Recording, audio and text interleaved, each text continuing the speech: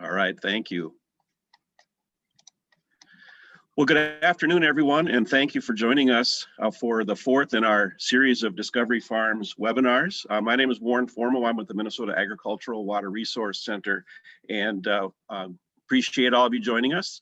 As we get started today, we're continuing with our webinar theme of keeping up with your conservation goals through change and challenge, and we've got over a period of 7 weeks, we're addressing such topics as climate change and soil health and manure management.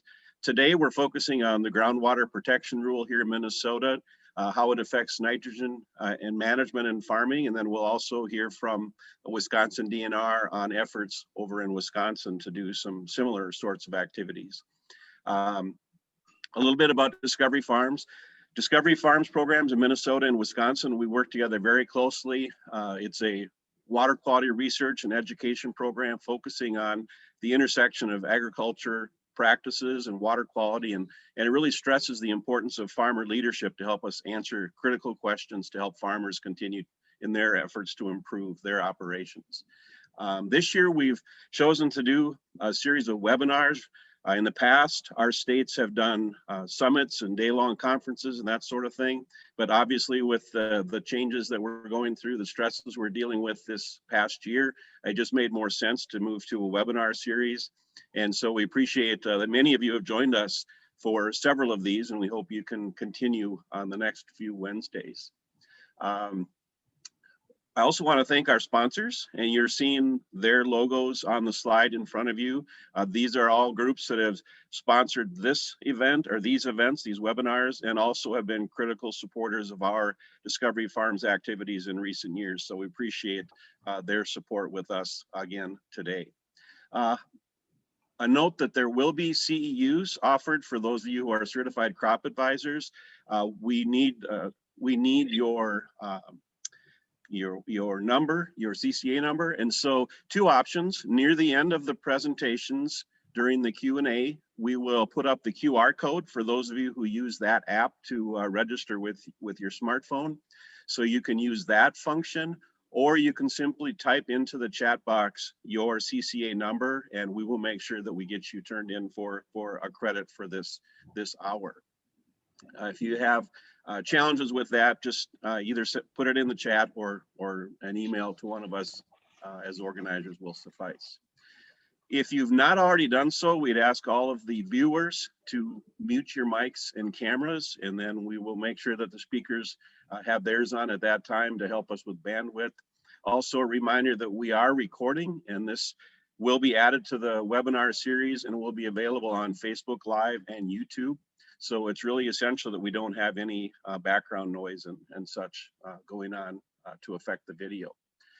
So with that, we're going to launch right into our topic of the day, Groundwater Protection Rule and how it affects farming. And our first presenter is Larry Gunderson. Larry is with the Fertilizer Management Unit at the Minnesota Department of Agriculture, and he and his team are responsible for our state's nitrogen fertilizer management plan and our relatively new groundwater protection rule. And so I'll ask Larry to share his screen and walk through an update on that groundwater protection rule. Okay, thanks, Warren. Can you hear me okay and see my screen? Yep, looks good, sounds good. Okay, great. So happy to be here today. So I'm going to spend the first few slides here just on some introductory material, and then I'll get into the groundwater protection rule. So first of all, nitrate leaching from fertilizer, it's a challenging problem, and under row crop production and vulnerable soils, nitrate leaching will occur. Losses can vary significantly between years due to weather, and there can be long lag times between changes in practices and changes in groundwater quality. And that means there can also be enormous variability between and within aquifers. So there's not a simple solution. The nitrogen fertilizer management plan is the state's blueprint for minimizing groundwater impacts from the use of nitrogen fertilizer, and it was first developed some years ago in 1990 as an outcome of the 1989 Groundwater Protection Act. In this plan, there are voluntary and regulatory components, and it was revised in 2015 after extensive public input that included the ag community and others across the state. The key goals of the Nitrogen Fertilizer Management Plan are to encourage and promote science-based practices to reduce nitrate in groundwater while maintaining farm profitability, to target areas vulnerable to groundwater contamination, and to work with local farmers and agronomists to address local areas with elevated nitrate in groundwater. And even though we're talking about the rule that's regulatory, the emphasis is placed on prevention.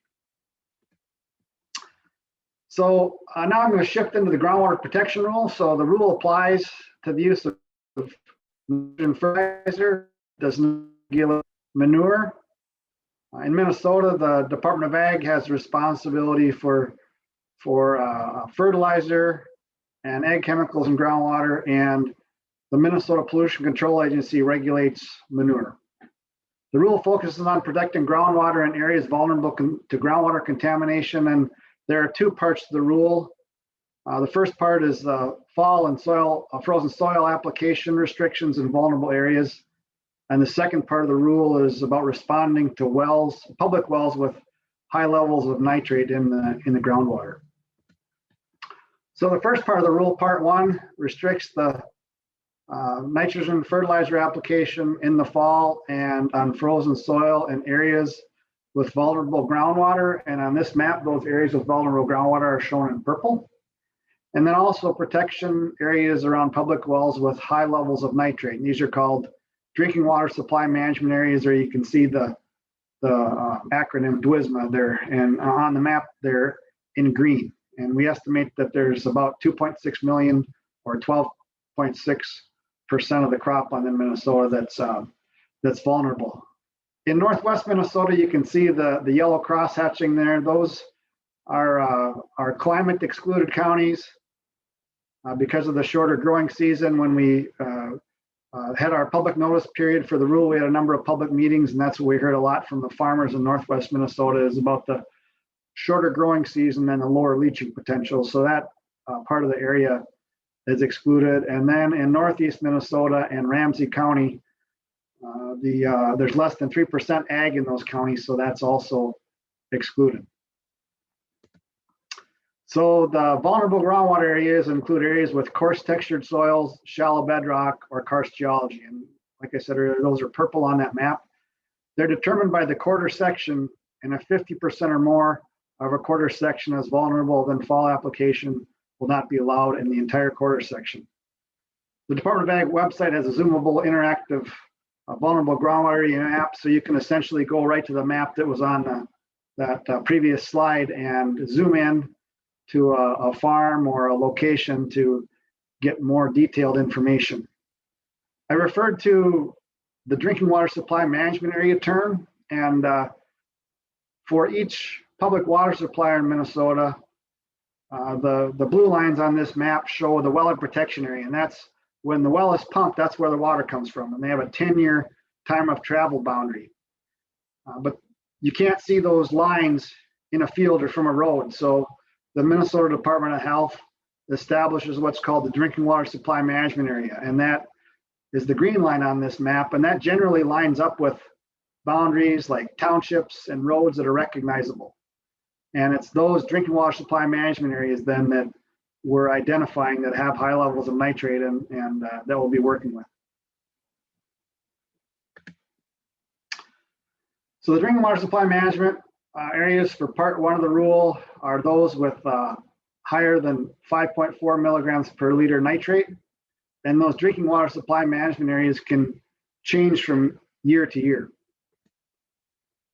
And there are some exceptions to this part of the rule. So those include nitrogen fertilizer application in the fall to winter grains, to fertilize pastures, perennial crops, grass seed, cultivated wild rice, and cover crops for reducing the application of soil fumigates in a potato rotation. And with these exceptions, if people are applying nitrogen fertilizer, they need to follow the University of Minnesota rate guidelines. Other exceptions include applying MAP or DAP or micronutrient formulations, and in that case, farmers can apply up to 40 pounds of nitrogen per acre in the fall. Fields that have a low to very low phosphorus soil test are not subject to the 40 pound per acre total nitrogen rate. And then also when land applying Department of Ag approved ag chemical contaminated media, and also for academic research and demonstration sites on up to 20 acres or larger with Department of Ag approval. So this is the interactive map, what it looks like online, and initial layers come up as shown on the left there. If you click one of the options on the top, it looks like the stack of paper. Then you can turn off and on the layers. So as you zoom in, you can actually see the coarse textured soil, or you can see the karst geology or the shallow bedrock, depending on where you are in the state. And the coarse textured soils and the soils with shallow bedrock come from the NRCS. And then mapping for karst comes from the Minnesota Department of Natural Resources. The enforcement question often comes up. So the responsible party is the owner, operator, or agent in charge of the cropland. Basically, it's the person who makes that decision to apply nitrogen fertilizer in the fall. And enforcement will be complaint driven. The Department of Ag is the agency that will be doing the enforcement.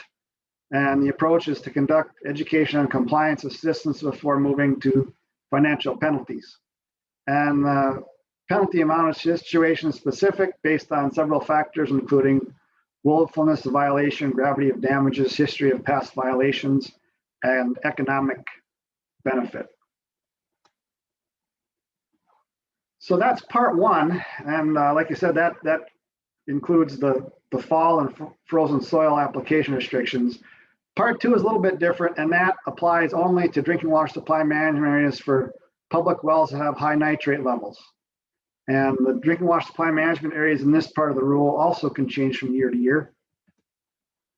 The goals of part two of the rule are to take action before a public water system exceeds the health standard of 10 milligrams per liter nitrate nitrogen, to work with farmers and agronomists to implement practices that can reduce the nitrate levels, to encourage alternative management tools. And alternative management tools are a variety of practices that can reduce nitrate. And an example of those practices is vegetative cover. I'll have a slide in a minute or two here that provides a little bit more information. These drinking water supply management areas where public wells have high nitrate are a high priority for state implementation funding, and they're based on the mitigation process and the nitrogen fertilizer management plan. So in the second part of the rule, there's two levels that are voluntary based on water quality and two are regulatory. And if a drinking water supply management area ends up in this part of the rule, it will always start in one of the voluntary levels, depending on the level of nitrate in the groundwater. The Department of Ag will work with a local advisory team to identify the appropriate nitrogen fertilizer best management practices. And then this part of the rule becomes regulatory if BMPs are not voluntarily adopted or if nitrate contamination in the groundwater increases. So this is a graphic of the levels. And as the nitrate increases, the levels increase. And the first two levels on the left are level 1 and level 2. Those are the voluntary levels. So if a drinking water supply management area or a public well with the drinking water supply management areas between 5.4 and 8 milligrams per liter would be a level 1. That's really to put that drinking water supply management area and the producers there on notice that the water quality could go higher and may exceed 8. If a drinking water supply management area has a 8 milligrams per liter greater, or it's projected to exceed 10 milligrams per liter in 10 years, then it would be a level 2 drinking water supply management area. And it's those then that will be working to form local advisory teams and identifying the best management practices. Then the two regulatory levels are levels 3 and 4. And the level 3 has the same water quality criteria as level 2 with the 8 milligram per liter. But drinking water supply management area would move to a level 3. Like I said on an earlier slide, if the BMPs are not adopted on 80% of the cropland acres, or if the nitrate in the groundwater increases. And then level 4, the criteria a little bit different, is with 9 milligrams per liter or more nitrate in groundwater. So these are the mitigation levels that we posted last year on January 15th. And the yellow dots are level 1 drinking water supply management areas. So they're from 5.4 to 8 milligrams per liter nitrate.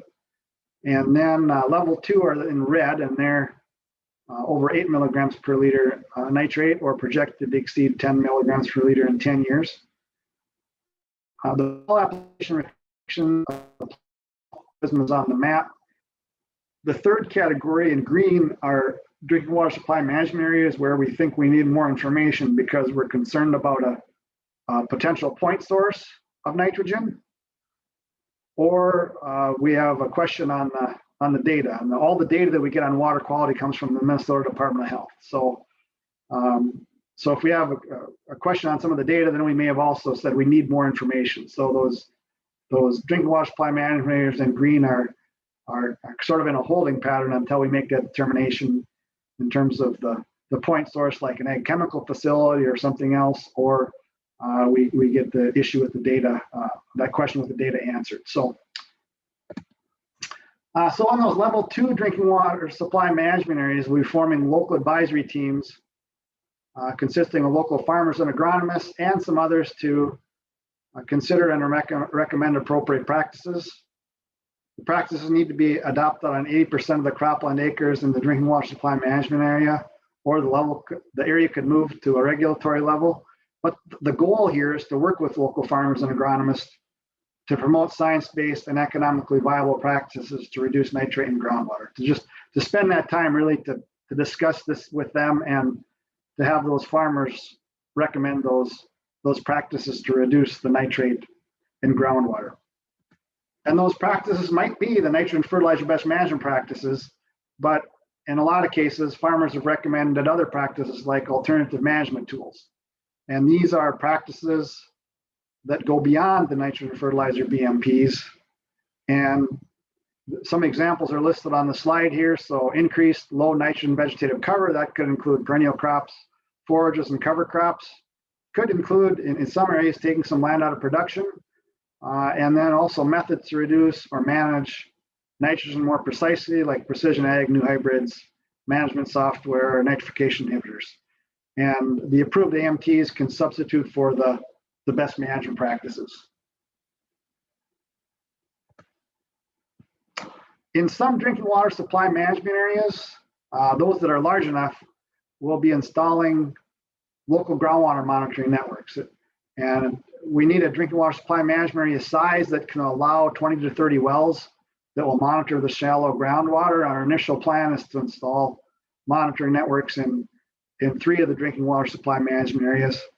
Some of the drinking water supply management areas are 500 or 1,000 acres. That's just too small. But others are larger, so we're able to have the area to do that. And really the groundwater monitoring network function is to allow us to determine the effectiveness of the BMPs. So to be monitoring that groundwater in real time as we're out there from year to year here as we move ahead. So I've got a couple of slides here on the regulatory levels, and this is the first level, level 3. So if the nitrate levels continue to increase, or the BMPs are not adopted, or there's a third option there, if the residual soil nitrate below the root zone increases, we can go to a level 3. And a level 3 involves a commissioner's order, and that could include nitrogen fertilizer BMPs, record keeping, education and information related to nitrogen management, and it could also include the alternative management tools if they are funded.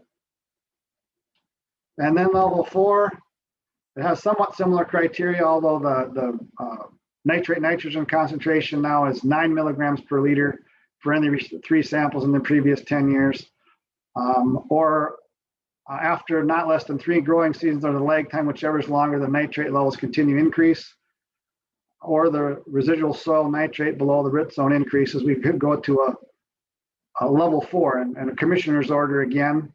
And the requirements would likely be from the level 3 and also water resource protection requirements as this defined in statute, and that's Minnesota Statute Chapter 103H. And in that case, we need to consider economics, practicability, and other factors.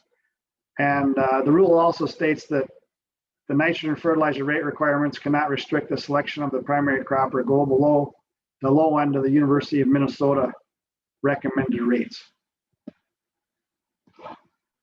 Another piece to our implementation of this rule is modeling within drinking water supply management areas and where time and funding allowed in townships to determine the practices that are most effective to reduce nitrate.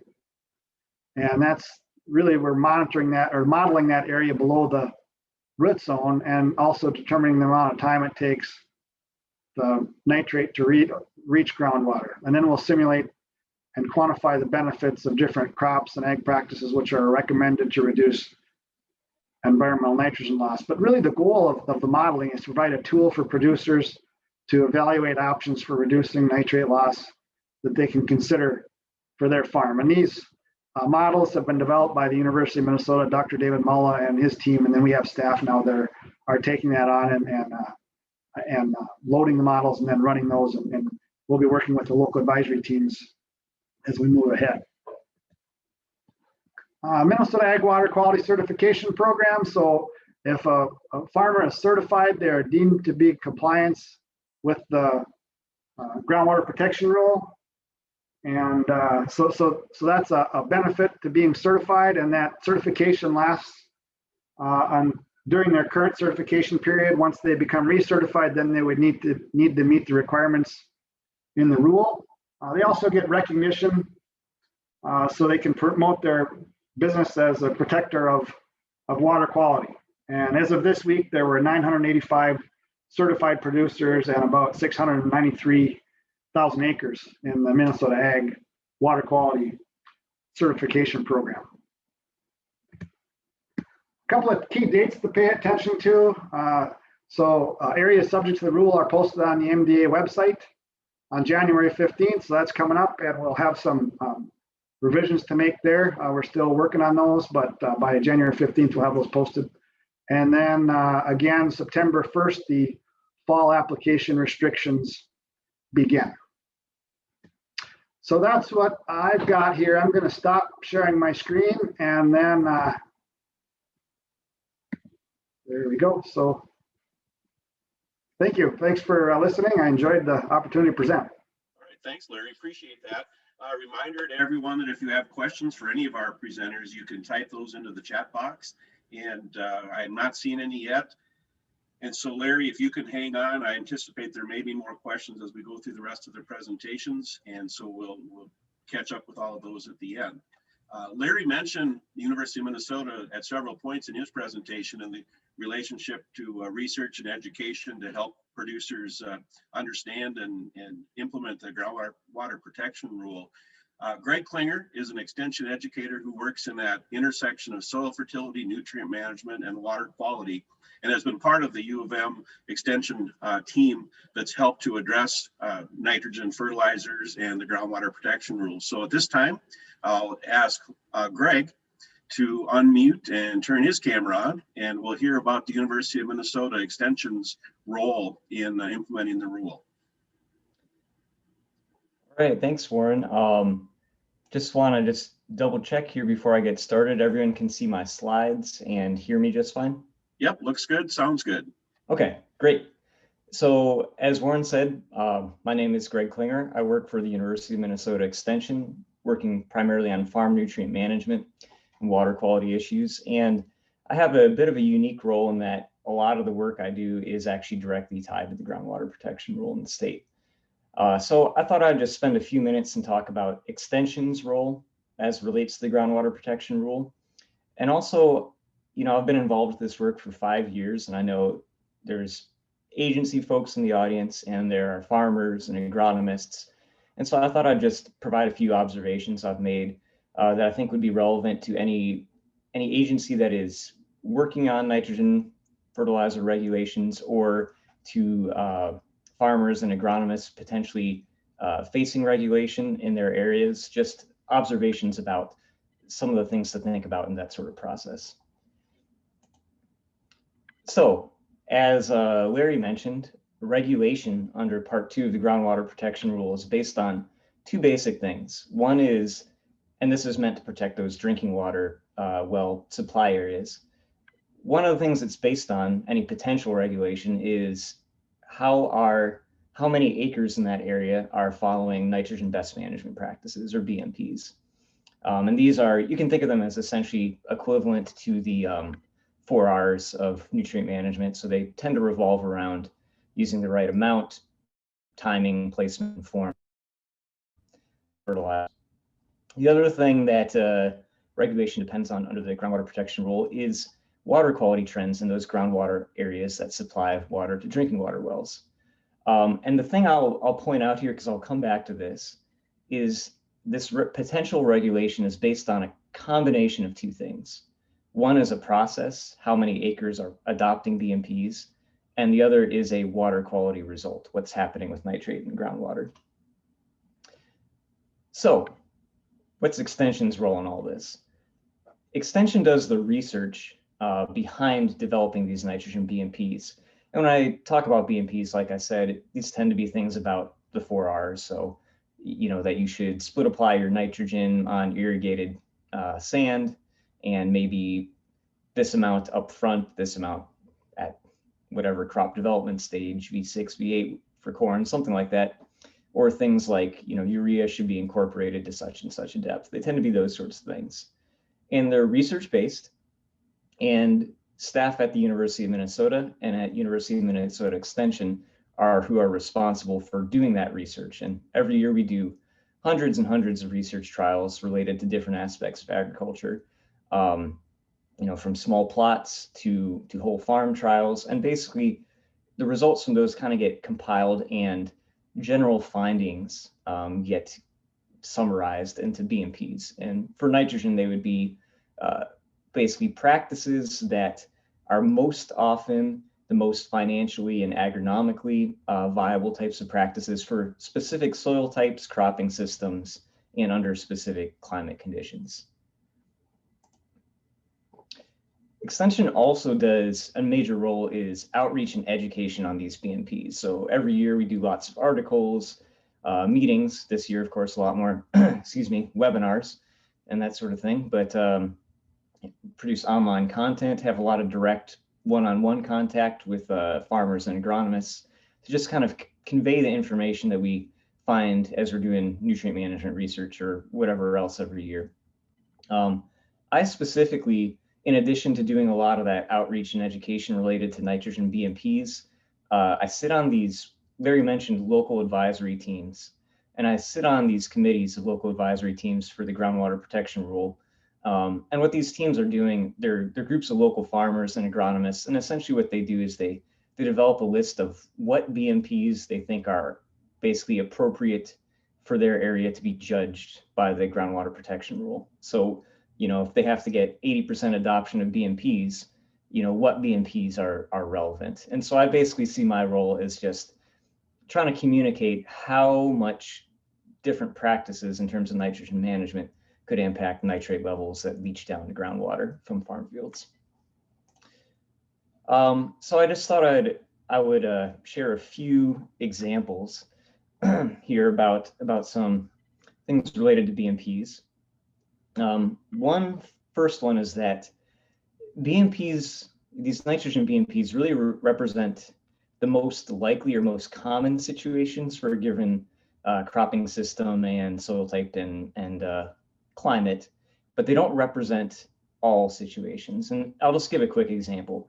You know, Western Minnesota is pretty dry landscape, and it's actually dry enough that, in contrast to most of Eastern North America, water in the soil, more water moves up from shallow groundwater towards the surface of the soil than actually moves down from the surface towards groundwater. And that might seem a little strange, but basically, you know, even though water is entering the soil every time it rains, the general tendency is for water to move up in the soil rather than down.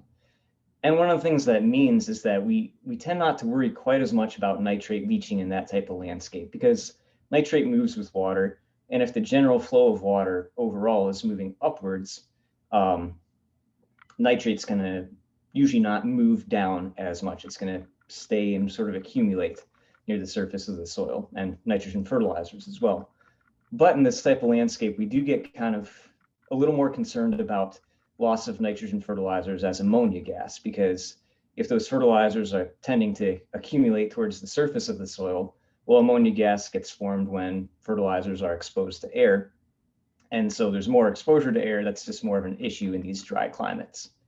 So those BMPs that we have for Western Minnesota tend to be focused more on preventing ammonia loss, let's say, than nitrate loss, because it's a dry climate. Now, so what happens if you have a really wet year in Western Minnesota? And we've had quite a few of those recently, and all of a sudden you go from a general tendency where water is tending to move up in the soil rather than down, to one where more water is moving down to groundwater than is moving up. All of a sudden, nitrate leaching becomes more of a concern. Ammonia loss might be a little less of a concern, and those BMPs that have evolved for a dry landscape might not be quite as appropriate anymore. So that's just an example here. Another thing I'd mention, BMPs, and this is really relevant again towards any sort of regulatory development or farmers and agronomists, if you have an opportunity to provide feedback into a process like that. These BMPs have some gray areas just by nature. They represent the most likely situations, not every situation. A quick example here too is, we know there are these products called nitrification inhibitors, which slow down the release of nitrogen fertilizers into the nitrate form that we worry about for water quality. And we know that under certain conditions, using those inhibitors is considered BMP, and that only certain chemicals are effective at this process. So you might have, let's just say chemical A. We know, we've done a bunch of research, and we know it's effective at slowing down that conversion to nitrate when it's applied at 2 pounds an acre. And we have research that also says, well, if it's only applied at 0.5 pound an acre, it's not effective. It's really not very useful. So, okay, in one case it's good, in one case it's not, depending on the rate it's applied. Now that chemical A might be, you might see it in formulations that are meant to be applied at 2 pounds an acre, so effective, or 0.5 pound an acre, we know that's not effective. But what if you have a formulation that's been meant to be applied at 1 pound an acre? These are situations where you have to do a little bit of extrapolation, because, is that a BMP or is it not? There's some gray area there. So I think that's one thing to consider. Another thing is just the size of the regulated area. This is a map of Southeast Minnesota. Larry showed the same sort of map earlier. And the areas in green are areas that either fall under the Groundwater Protection Rule or potentially fall under it. And what you see is the one labeled Hastings. That is a really large area. I can't remember the exact size, but certainly over 100,000 acres. The one labeled Goodhue is much smaller. And there are drinking water supply protection areas that are maybe only 1 or 2 fields in size. And so when you think about developing regulations or implementing regulations on an area that might be only 1 or 2 fields in size, you can do things like, you could just find ways to just put that land in CRP, and maybe that would take care of the nitrate problem just in and of itself. But to do that on a scale of 100,000 or more acres with thousands of fields and thousands of farmers, all of a sudden becomes much more complex and has to be handled in a different manner. I think I'll just touch on this one quickly, but one other thing I would say is kind of a challenge with any sort of regulation is there are trade-offs between simplicity and usability of rules and their accuracy. Nature is complicated, and so the research about how fertilizers behave in nature and need for fertilizers is going to be complex as well. Quick example is just, on the left is that was a heavy cereal rye cover crop that got terminated when it was pretty thick. And we know that as that decomposes, it's going to potentially tie up nitrogen in a very different way, or release nitrogen in a very different way than a pea crop, like in the right-hand side, would as it decomposes. And so understandably, research suggests that the amount of nitrogen a following year crop or a falling crop is going to need will be different between those two. And every crop that we grow is a little bit that way. So our nitrogen fertilizer recommendations for any different cropping system are going to be, substantially different. Now, it's not that big a deal if your entire area that you're looking at is really just corn and beans. It's a pretty simple rotation, but where those cropping system rotations get a little more complicated, you run into this issue of if you don't pay it quite as much attention to, if you say we're just going to simplify things and not worry about so much what the last crop was, you lose some of the accuracy in those fertilizer recommendations. But you also don't want a situation where farmers with many fields and many cropping systems keep all different, just be hard for them to deal with, let's say, that regulation. And the last thing I would just mention, I talked about this earlier, is do you base this sort of thing on results or process? And Larry kind of mentioned this, that the Groundwater Protection Rule, whether it goes into regulation, really depends on adoption of BMPs, which is a process, and in combination with what is happening in the water quality in terms of results in groundwater. And it might seem a little strange at first glance to think, well, we're interested in water quality trends and results. Why wouldn't we just base success on what those water quality results are? But there are a couple of things to consider there that maybe the landscape dictates a little bit what sort of approach you use. The first is that, well, we have a rough sense of what different nitrogen management practices will do in terms of their impacts on water quality and nitrate leaching. So we can have a pretty rough sense of, if you make changes, what sort of trends you will see in what leaches out of fields. At the same time, we also know that some landscapes are the groundwater in their area is very responsive to what happened on the land surface yesterday or 2 years ago, and some aren't. So the picture on the left is actually, it's a spring in my area, and you can see muddy water flowing out of that spring from a rain that fell maybe 3 or 4 hours before I took the picture. So that water has went down through cracks in bedrock, moved through about 30 or 40 feet of bedrock and soil vertically, and maybe a mile or two horizontally in 3 or 4 hours. It's a really rapid turnaround kind of water system. So if you're measuring nitrate concentrations in there, you could see, and trying to figure out what is this regulation or these changes in practices doing, you could probably measure that pretty quick. But then I have this picture to the right, and a similar area, but the water, the groundwater that comes out of springs into the river there, out of the bottom of those bluffs, we know that that is more impacted by what happened by like 40 or 50 years ago than by what happened yesterday in terms of the nitrate you see in it. And so in a landscape like that, it's really maybe more appropriate to think about tracking results through the process rather than the actual trends in water quality, because it's going to take a very long time to see that. I guess that was all I had to discuss. I hope that's been some good food for thought for people, but I guess we'll save comments and questions to the end, and I'll turn it back over to you, Warren. Very good. Thank you very much, Greg. That was very helpful. And I don't see any questions coming in the chat box yet, but I'd ask both you and Larry to stick around, because I know there will be questions at the end. And again, don't be afraid to put your questions in that chat box. So we've heard from our Minnesota folks at the University of Minnesota and the Department of Agriculture about our new groundwater protection rule. We also are aware that there are talks about potentially creating a groundwater protection rule or something similar in Wisconsin. And so at this time, we're going to have Chris Clayton with the Wisconsin DNR join us and give us an overview there. Take it away, Chris. All right, thanks, Warren. Yeah, I just want to check first. Can you hear me all right? Perfectly, thank you. Okay, great. I was having some internet difficulties, so I'm going to rely on Erica to advance my slides here. So I'm joining you by phone.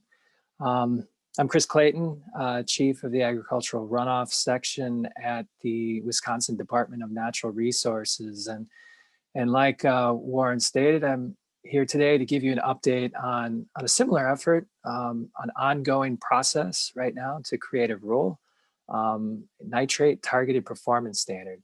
Erica, go ahead and go to the next slide.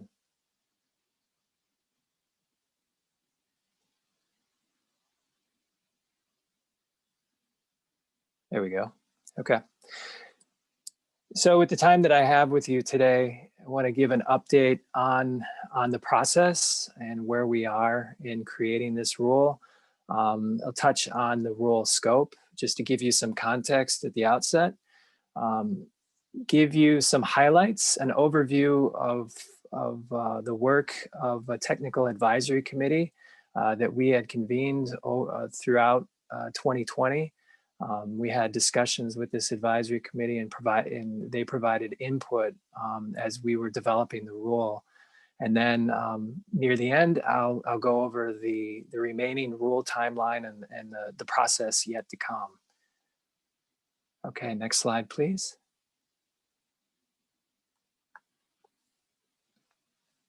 Thank you. Okay, to touch on the scope. So just a little over a year ago, we went to the Natural Resources Board at the department to seek approval for the scope of this rule, and then approval also to take this out for a public hearing later this year. The purpose for the scope is to establish a standard that reduces nitrate pollution in areas of the state with those highly permeable soils that are susceptible to groundwater contamination. We have been referring to those areas as sensitive areas, also as targeted areas as part of the rule process. Ultimately here, what we're trying to do is achieve compliance with the nitrate groundwater standard. The Natural Resources Board in December 2019 approved the scope statement.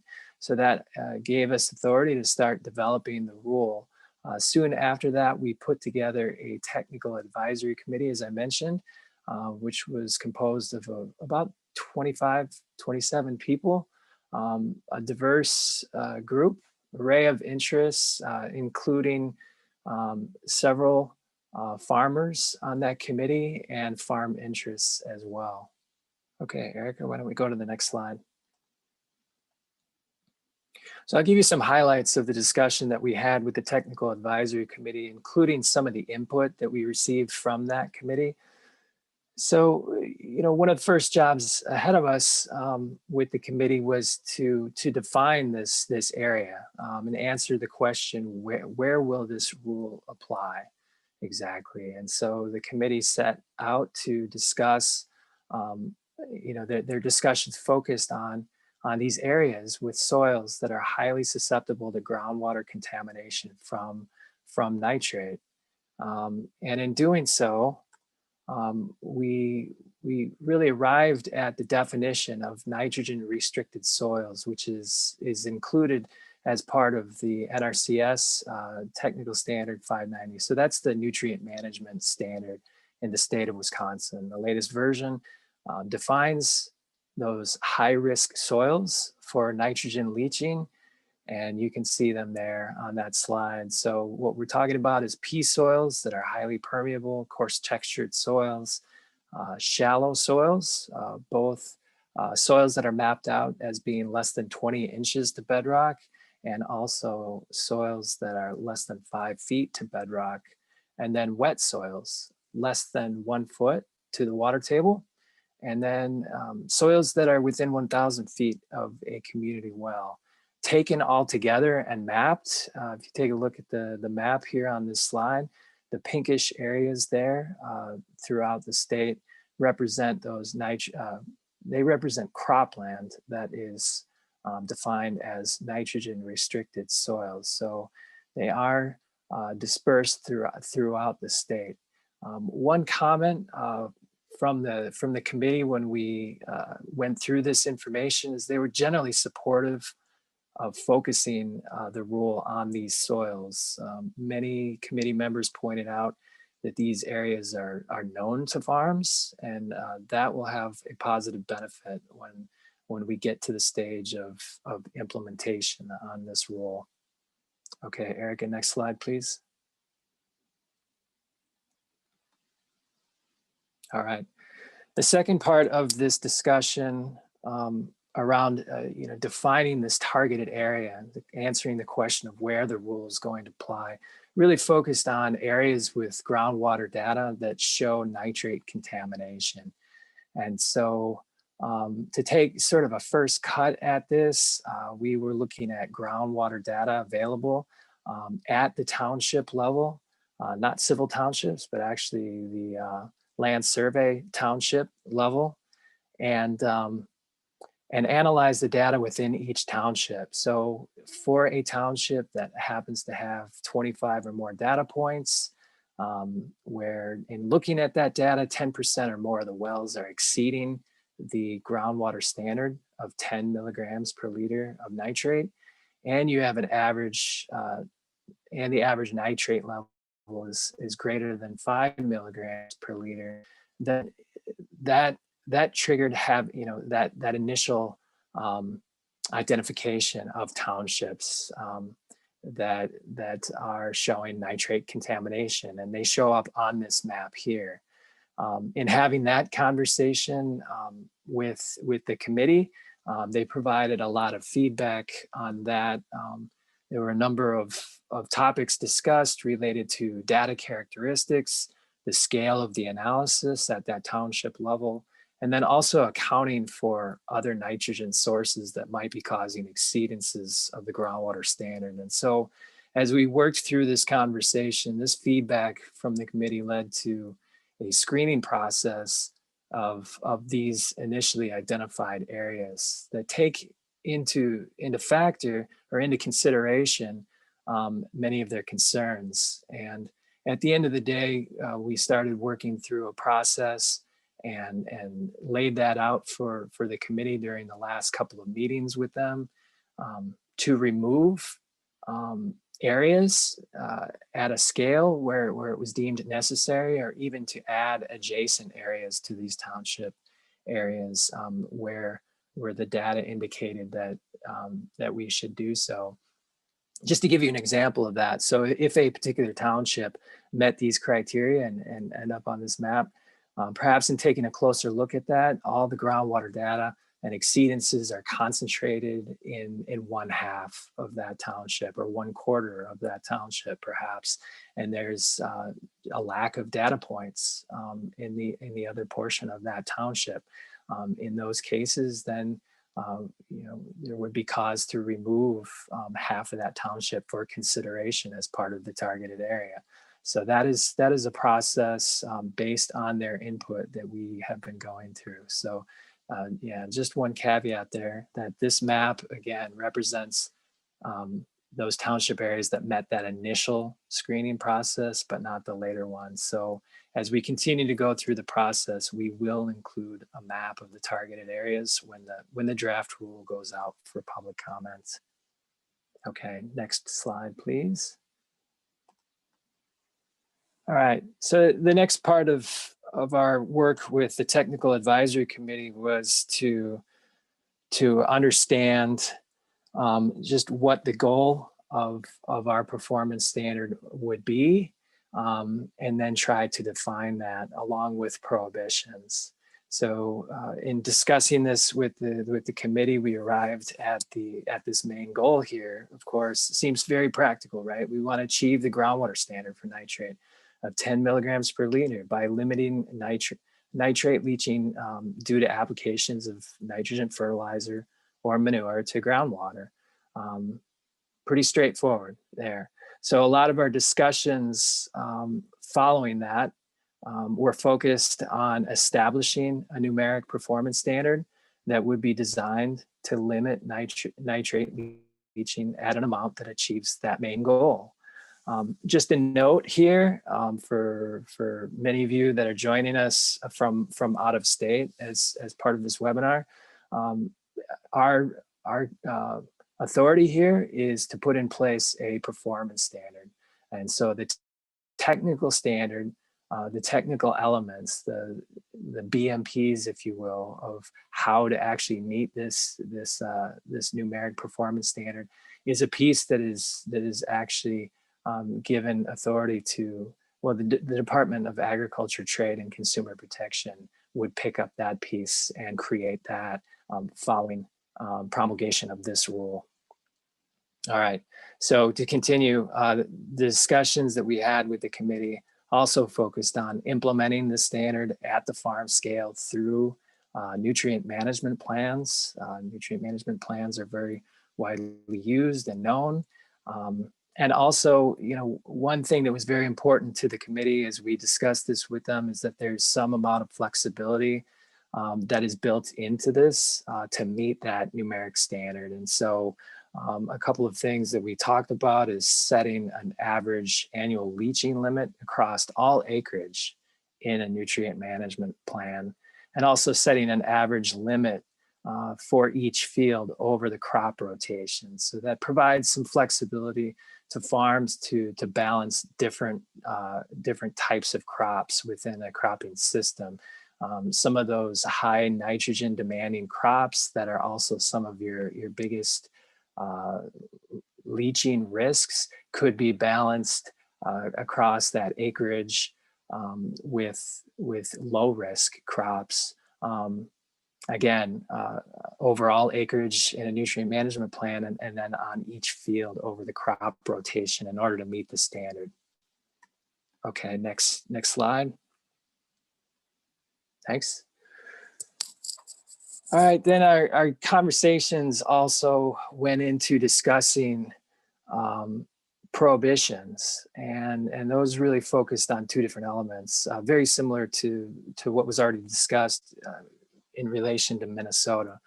A prohibition on commercial nitrogen fertilizer applications in fall and winter, and you know, big difference between us and Minnesota. Also a prohibition on liquid manure applications in fall and winter. And so as we went through that conversation, it was pointed out to us that there's some differences there between those two things, nitrogen fertilizer and liquid manure, as it relates to general acceptance and potential ease of implementation. You know, so I'm thinking of a comment that I heard from one specific member of the committee, pointing out that, you know, commercial nitrogen fertilizer isn't, that's the trend, not to apply on bare ground in fall, right? But it's a different ballgame for liquid manure in the state of Wisconsin. So there are some differences there that we need to acknowledge as part of this rule. And so when we're looking at when we were discussing the exceptions to these prohibitions, we wanted to make sure that we were providing some exceptions when there's reason to apply fertilizer, when establishing fall seeded crops, for instance, or for established crops in the fall. Also related to the challenges facing prohibition on liquid manure, we discussed providing an exception for one fall application of liquid manure at a reduced rate. And then also it became clear as we discussed more the challenges around liquid manure, that really the place we need to focus our efforts for liquid manure in fall and winter are on specific soil types, the highest risk soils, which is actually a smaller area than the targeted area that I was discussing previously. So we discussed limiting the prohibition on fall application of liquid manure to P soils, R soils, that's those you know, really shallow soils, less than 20 inches to bedrock, and then also areas within 1,000 feet of community wells too. So that's a smaller subset of the overall targeted area. Okay, next slide, please. So like I mentioned, we are in the process right now, and just want to throw out some important dates here. So as I already stated, 2020 was all about working with our technical advisory committee. We met with them 8 times. in person and remotely, mostly virtually through the year. We had a lot of good conversations. We were able to manage that under the circumstances, I think, pretty well and get some good feedback from that committee. We have a goal of beginning the public comment period on the draft rural economic impact analysis beginning of February. And again, that would be focused on the economic analysis portion. The actual public comment period on the draft rule itself would be later this spring. And then as we move through the process and make revisions as needed, then we're planning to request adoption from the Natural Resources Board in September of this year, and then send the rule on to the governor's office and legislature for approval late 2021, early 2022. So a long process here, but yeah, we're about right in the middle of it. And just a quick comment, that public comment period on the impact or the economic analysis, which begins February 2021, rule documentation would include the rule itself. So a lot of materials would be coming out for public review very soon. All right, next slide. All right, that's my contact information. The link at the bottom there is the link to all of the committee materials and notes. If you have any questions about this process, feel free to get in touch with me or to see our website. And that's all I have. Thank you. Very good. Thank you, Chris. Appreciate the update. And I do have some questions that have come in for you, and also want to make sure that Larry and Greg stay close by as well, because I think there might be a question or two for them. First question, how do the sensitive areas correspond to nitrate concentrations in groundwater and surface water? Can you state that again, Warren? How do the sensitive areas correspond to nitrate concentrations in groundwater and surface water? Yeah, so they correlate to concentrations in groundwater. And the map that I had showed and the specific part of that map having to do with those areas where we looked into the data. Again, those are areas where we're seeing a lot of exceedances of the groundwater standard, in addition to an average nitrate concentration that is approaching the standard. So that's the link right there. Okay, very good, thank you. Next question, are the targeted areas static, or will they be revised as new data becomes available? Yeah, that's a good question. So yeah, I mean, essentially, when we write the rule, are we just defining the area and it is what it is? Or are we defining some criteria that would allow for perhaps some data collection, or perhaps both demonstrating that certain areas might come into the targeted area or fall out of the targeted area? I think in having that conversation with our technical advisory committee, there was a strong sentiment to have some amount of certainty as part of this rule.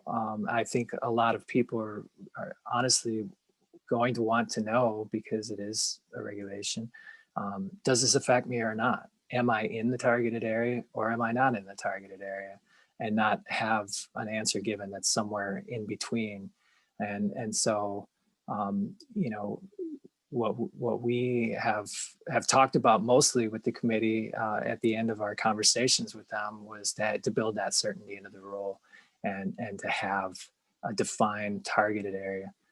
That would require, over the long term, a change in that area you would have to go back and revise the rule over time in order to change that. Yeah, I'll stop there on that one. Okay. And this may be somewhat related, as you referred to, people are going to want to know whether they're affected or not. The question is, the changes to NR 151 regarding the Silurian region of the state has identified widespread limitations in developing accurate field level maps to identify depth to bedrock. How will we systematically improve the current data set in this important information layer, that depth to bedrock question? Yeah, that's a different rule. Really good question, and that is one process that we are working on right now. Just to throw out a couple of things that are happening currently for depth to bedrock in that eastern portion of the state of Wisconsin. So there's a technical standard in development and close to being finalized that sets out a process for verifying depth to bedrock. So that's one advancement there. And then the department has also been partnering with other agencies and making investments on bringing some more data forward in order to have better mapping in areas of that eastern area, areas within that area, that targeted area in the eastern part of Wisconsin where we do need more data, greater accuracy of depth to bedrock. So there are a lot of moving parts right now to get better information on that. And this is a related question. Why are there different depth to bedrock requirements, specifically 5 feet for commercial fertilizer, but 24 or 36 inches for manure and or biosolids? And how are farmers to reconcile that? Yeah, it's a good question. So, I mean, one thing that we have been trying to do is, as we've been developing this rule, is to navigate those differences that exist out there right now in other rules, other technical standards. There are some things that don't always easily or nicely match up. And so what we are trying to address as part of this rule creation is to try to be as consistent as possible, so it is very clear to farmers who are left with having to implement this, and just make it clear and easy for them as best we can. Okay. Next question. This is a large change for Wisconsin with considerable impacts to many farmed acres. Are there lessons learned from Minnesota that will be helpful as Wisconsin moves through the process? Yeah, so one thing that comes to mind, I appreciated the presentations just before I presented. There's some really good considerations there. I mean, Minnesota's Groundwater Protection Rule, it's fairly young yet also. So I definitely look forward to maintaining a conversation, with the state of Minnesota and other areas that are taking measures like this, whether voluntary or regulatory, to try to reduce nitrate in groundwater and use that information best we can to continue to learn those lessons and refine along the way. Very good. A couple more questions. The next one is timeline related. When will folks be able to see the rule draft and make comments on it?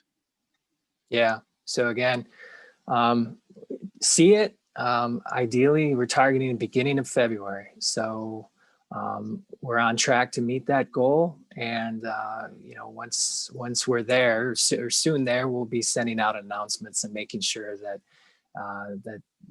that's communicated broadly to folks. So that would be one piece of that. In terms of comments, again, that initial comment period, we'll be requesting comments on the impact study, the economic impact study. And then for the rule draft itself and the language, the targeted area, those aspects that I just went over, we will be requesting comments on that, again, early spring. Very good. We're past 1 o'clock, but we're going to try to get through these last questions here before we wrap up. In the meantime, you can see a survey has popped up on your screen that we'd ask you to take a look at, and also the CEU QR code is there for those who want to use that app. Next question for Chris. Has the age of groundwater been considered in assessing the risk to wells, recognizing that old groundwater may not benefit from current BMPs? Yeah, that's one piece of information that's difficult. It's real though. It's a very good point, and obviously that changes depending on the depth that you're talking about within the water table and groundwater levels. So it is one factor that we certainly considered here in developing this rule. You know, one thing that this rule focuses on, when I was talking about that numeric standard and developing that, is really concentrating on hitting or achieving the groundwater standard below the root zone and reducing the amount of nitrate that ends up leaching into groundwater. So, you know, independent of the status of each individual aquifer, ideally, what we'll have is a rule in place that addresses the inputs to all aquifers within the targeted area. Say, Warren, can I jump in here? This is Larry. Yeah, go ahead, Larry. So I was just going to respond to this question too from Minnesota standpoint. This is something we did here during the hearings about the concern of the age of groundwater. So that's why we worked lag time into the groundwater protection rule. So essentially factoring in the time that it takes from the nitrogen at the surface to when it gets to the aquifer, and using some of the modeling to help to determine that. And then also these groundwater monitoring networks where possible, where we can get enough wells into a drinking water supply management area. That's really the function of the groundwater monitoring network, because it's going to be monitoring shallow groundwater. So we'll have a better handle on it and not relying on wells that are extremely deep to give us that information. Okay, very good. And Larry, while I have you, I have one question for you. You had mentioned in your presentation that compliance would initially start with, it would be complaint driven. And I was just wondering if after one season of the fall restrictions, if you could give us an update on whether there were any complaints, and if so, how those might have been handled. So yeah, so the first part of the rule, the fall restrictions piece, that's right, that's complaint driven. And to my knowledge, there have not been any complaints this fall, at least not as of yet. So that's, yeah, I asked a couple weeks ago and we hadn't had any complaints at that time. Okay, good news, thank you. And then one more question for Chris. Has there been consideration of potential point sources of nitrogen, such as barnyards, manure storage piles, feed storage, septic drain fields, anything like that, not related to cropping systems, which can often be very numerous in rural areas? Yeah, that's a really good question. That's exactly a question that was asked by our committee there through this process. So again, as I mentioned how we took that initial look at those township areas and looking at groundwater data. And part of the screening process behind there was taking into account a lot of those things that you just ticked off in relaying that question. Other sources of nitrogen that do take place in the agricultural landscape and might be contributing to the groundwater standard. So that is something that we have tried to account for as part of this process. Yes. Very good. Well, at this time, I'm going to end our question session. We've gone over a little bit, but it's been an incredibly good discussion. I want to thank all of you who joined us today. I especially want to thank Larry, Greg, and Chris for providing such a good overview of this whole discussion. Also want to invite you to join us again next Wednesday. Next Wednesday's topic will be tile drainage in Minnesota and Wisconsin, and what we know from our Discovery Farms monitoring programs and how that can provide practical implications for farmers. So please join us again next Wednesday. Also a reminder that all of these webinars have been recorded, and you can find them at the Facebook page of either the UW Discovery, Wisconsin Discovery Farms program, or the Minnesota Ag Water Resource Facebook page here in Minnesota. So with that, we'll sign off. Again, I wish you all a good week, and we'll see you next Wednesday.